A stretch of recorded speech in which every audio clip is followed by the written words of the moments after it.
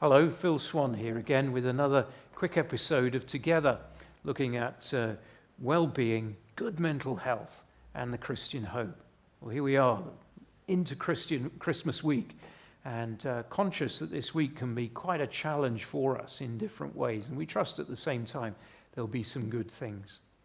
One of the good things that happened to me recently is that where I live in Llanelli, some of the neighbours have been very busy this year in reclaiming a little area of land on the corner of a side street, which is just by our house, that's known locally as the Rose Garden. Truth is, in the 20 plus years that I've lived in that road, in that street, it's looked anything but like a rose garden. It's just been a jungle, and the overgrowing hedge will perhaps be trimmed twice a year by the local council because it blocked the view of drivers trying to see up the road. Well, anyway, this year, earlier in the year, some of the local residents got together and thought we must do something about this. And fair play, they've done a fantastic job.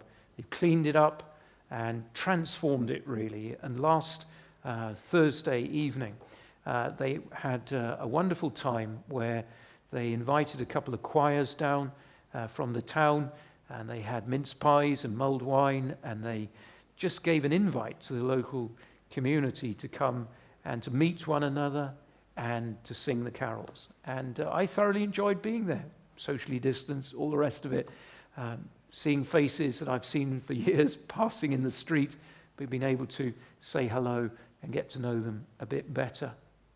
And what struck me on that evening was we actually were gathering together around the one story, which of course is the Christmas story.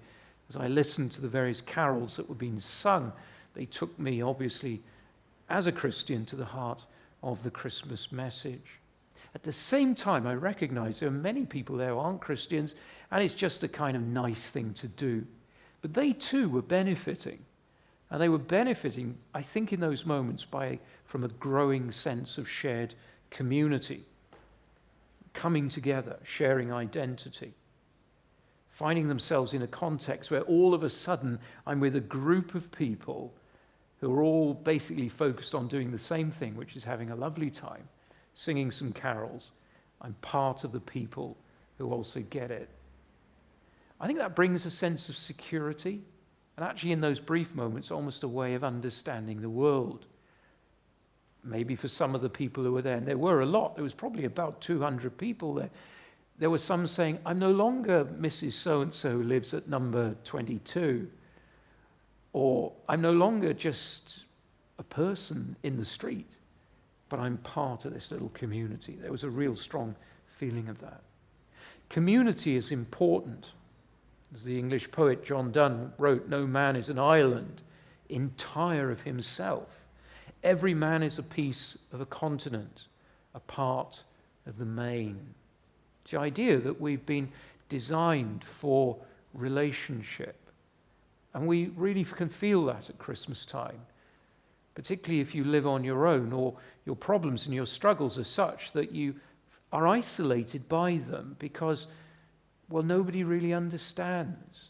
Or maybe it's too difficult to share with others what's really going on in your mind and in your heart. And yet at the same time, we long for community. Community is important in many different ways. Not only does it bring comfort, a measure of security, and a way of understanding the world, but it actually challenges us. Community reminds us that the world is not just for us, but we are to share in it. But finding community can be very difficult, particularly if at Christmas you feel lonely and isolated. All the adverts on the TV picture happy families, and maybe that's what you're hearing from other people. Everybody seems to be in some sort of community, whether it's just in the family or the work colleagues or the people they study with or the people at school or something like that. But for some reason, you feel outside of that. How can you find community this week? It's a really big question, isn't it? Some people will say, well, social media is good for community. You know what? I don't agree with that. I think social media is good for a lot of things, but it doesn't really bring community.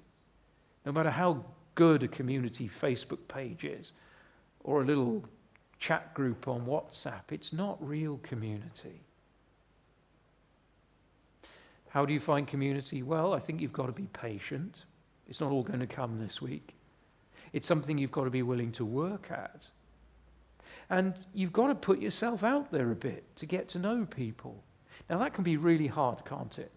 But hold on to this thought. Almost always people are far more welcoming than you think they're going to be. Far more receptive to a smiling face and somebody who wants to be friendly. And the more you persevere at that, the more likely you're to come into some sort of community. Maybe start with the regulars in the coffee shop who you see, or the people in the paper shop, the faces who you recognize. Go out, say a few words. Let people know your name. Ask them how they are. Everyone loves to be asked how they are. And listen. This is the beginning of building community. You know, God loves community. We know that because he loves the church.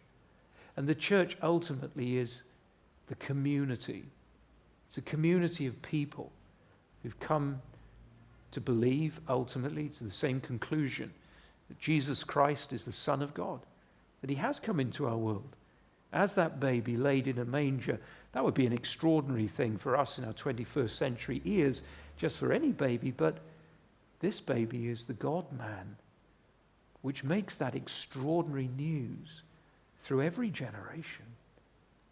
But he comes to live, die, and be raised from the dead, that we might be brought into ultimate community, the community of his people, the children of his kingdom. And that community is open to you, as it's open to every single human being. And at this Christmas, I would encourage you to look for community, look for connections with other people, work at it, be patient, be positive, but I would appeal to you to find the greatest community of all, the children of God, the family of Jesus Christ, by trusting in him and laying yourself and all your problems and all your challenges at his feet. He won't turn you away. He's actually promised that. And he's more willing to meet with you than you can ever imagine. Well, may God bless you and keep you safe this week. Thank you.